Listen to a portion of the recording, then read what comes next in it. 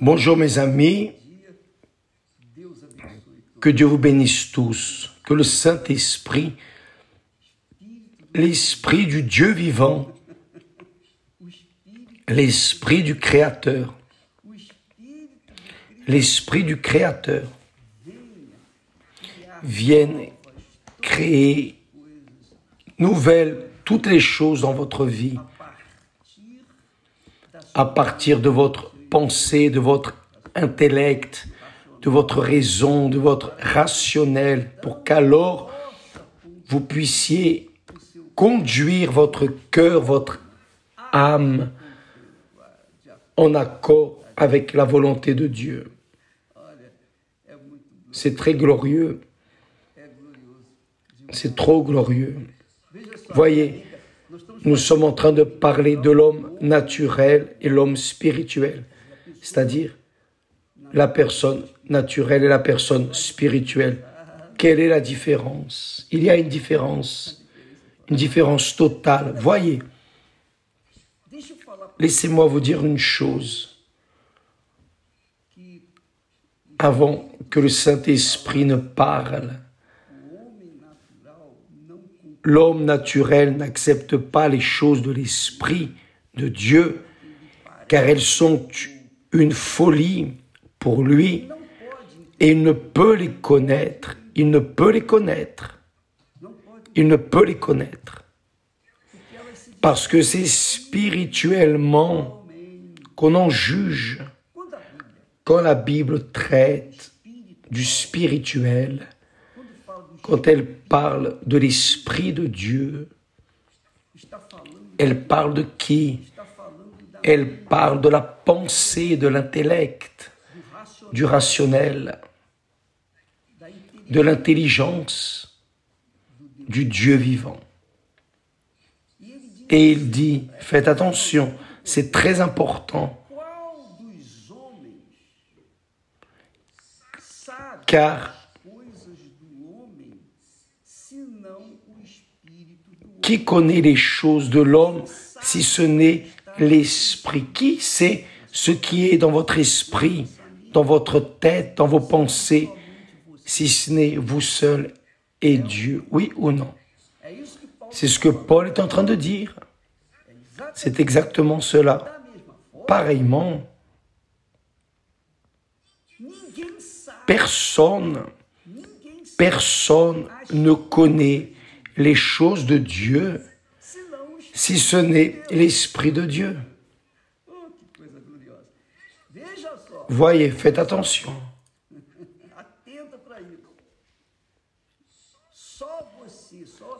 Vous seul dans votre tête, vous seul savez ce qui se passe dans votre tête.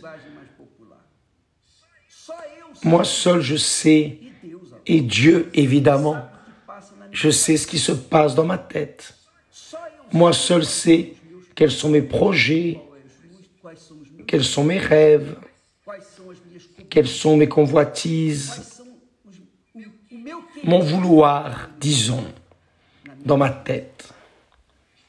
C'est mon esprit, mon intelligence, mon intellect.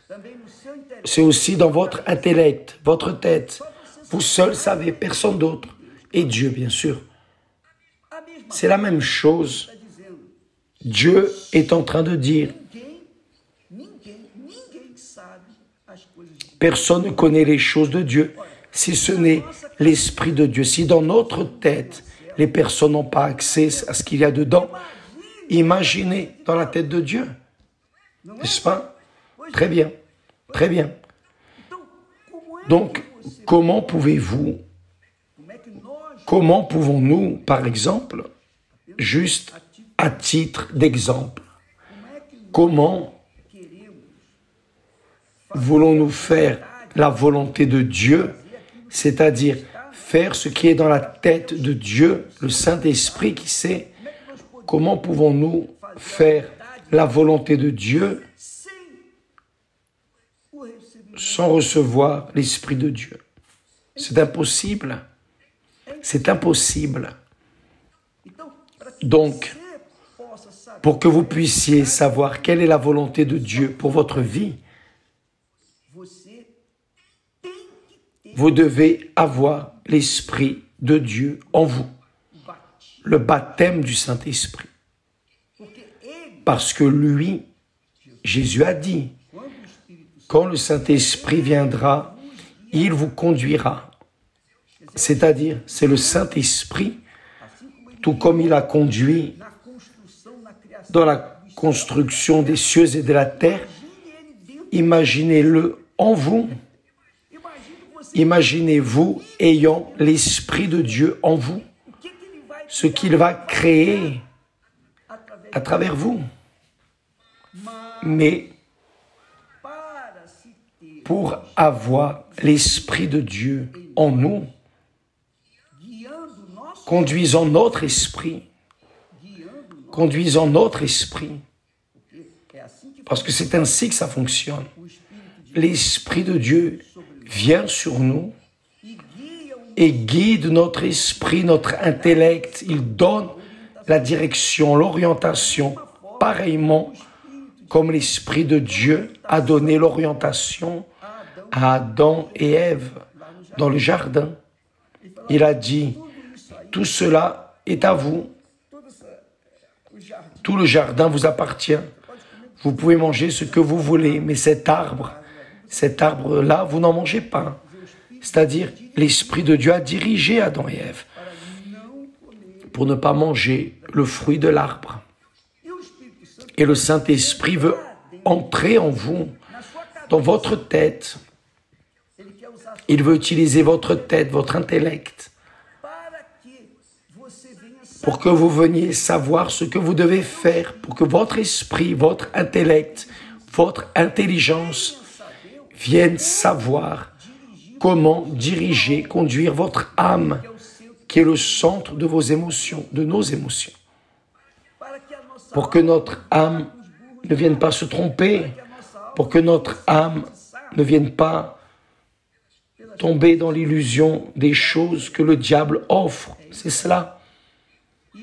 Et une fois que vous recevez l'Esprit de Dieu, il va conduire votre vie. Il va orienter votre vie. Il va vous conduire en accord, c'est-à-dire, il ne va pas vous utiliser comme un robot. Non, il va parler, il va diriger, il va guider. Il ne va pas obliger, comme il n'a pas obligé Adam et Ève à ne pas manger le fruit. Il a juste parlé. Et ils avaient juste qu'à obéir, rien de plus. Ils savaient ce qu'ils devaient faire. Et ils ne l'ont pas fait à cause d'eux seulement. Ils sont tombés parce qu'ils ont voulu tomber consciemment. Mais ils avaient la direction. C'est la même chose avec le Saint-Esprit. Il vient sur nous et nous donne la direction. Il nous instruit, il nous inspire. Maintenant, si nous voulons obéir ou non, c'est autre chose. Donc la personne, parfois, est remplie du Saint-Esprit. Mais, à un certain moment, elle résiste à la voix du Saint-Esprit. Alors, elle résiste à Dieu. Et il est évident qu'il y aura les conséquences drastiques, tragiques. Donc, mes amis, voyez comme il est important de cesser d'être une personne naturelle en accord avec ce monde, l'ADN de vos parents. Cela vaut la peine de laisser mourir pour ce monde à travers le baptême d'eau. Le baptême d'eau, c'est l'ensevelissement de la vieille nature, de la nature adamique naturelle, pour qu'alors vous puissiez recevoir l'Esprit de Dieu et qu'il puisse vous conduire votre pensée, votre intellect en accord avec la volonté de Dieu. Car Dieu seul sait, seul Dieu sait ce qui se passe dans votre propre tête. Seul l'Esprit de Dieu sait, tout comme notre esprit sait ce qui se passe dans notre tête. Et Dieu Le Saint-Esprit, dans la personne du Saint-Esprit, vient précisément, non pour parler en langue. Le Saint-Esprit ne vient pas pour rester en train de parler en langue et s'exposer, chanter en langue. Non, il ne vient pas pour cela. Ça, c'est trop peu. C'est insignifiant. Par-dessus tout, il vient pour que nous ayons le caractère en accord avec son caractère. Il nous donne les dons pour que nous venions aider notre semblable. Mais les fruits ou le fruit est pour que nous ayons son caractère. Donc, il est extrêmement important, c'est le plus important dans votre vie, le Saint-Esprit en vous. Il n'y a pas d'or, il n'y a pas d'argent, de mariage, il n'y a pas d'enfants, de maison, d'argent. Il n'y a rien dans ce monde que ce monde puisse offrir qui arrive à la cheville de la personne qui a reçu le Saint-Esprit. Elle devient la plus riche de la terre. Personne n'est plus riche qu'elle. Personne n'est plus riche que la personne qui reçoit le Saint-Esprit. Elle peut même physiquement ne pas avoir beaucoup de choses. Mais si elle a le Saint-Esprit, elle a le royaume des cieux en elle. Car le roi du royaume des cieux est en elle. Juste ça, pensez bien. Cela vaut la peine de tout sacrifier. Cela vaut la peine de renier votre chair, vos volontés, vos désirs, vos passions, vos rêves personnels. Cela vaut la peine de tourner le dos à tout ce que ce monde offre, tout, et recevoir le Saint-Esprit, jusqu'à recevoir le Saint-Esprit. Quand vous l'aurez reçu, toutes les autres choses seront ajoutées. C'est ce que Jésus a dit. Matthieu 6, 33. Cherchez premièrement le royaume et la justice de Dieu, le caractère de Dieu, le Saint-Esprit. Et toutes les autres choses vous seront données par-dessus. Avez-vous compris, mes amis? Si vous avez compris, mettez en pratique. Aujourd'hui même, investissez toute votre vie. Faites attention. Je vais boire un peu d'eau. Les personnes investissent, les parents investissent dans la vie des enfants, l'éducation des enfants et dépensent tout ce qu'ils peuvent pour que les enfants aient une excellente formation professionnelle. Très bien, excellent. Sauf que toute la formation intellectuelle, toute la capacité, intelligence, information que l'enfant reçoit professionnelle ne va durer qu'un temps. Mais quand nous recevons la formation spirituelle qui vient du haut, qui vient de Dieu, c'est pour toute l'éternité. Il faut juste penser un peu. Pensez avec moi. Raisonnez. Et lorsque vous recevrez le Saint-Esprit, vous ne serez plus la personne naturelle. Vous serez la personne spirituelle, c'est-à-dire avec la nature divine, la nature de Dieu, la nature du Saint-Esprit. Demain, nous serons de retour. Que Dieu vous bénisse au nom du Seigneur Jésus. Amen. Si vous voulez en savoir plus demain, mercredi, nous serons en train de révéler l'un des autres mystères du royaume des cieux ici, au sol sacré, à 20h, si vous voulez. Que Dieu vous bénisse tous et à demain au nom du Seigneur Jésus. Amen.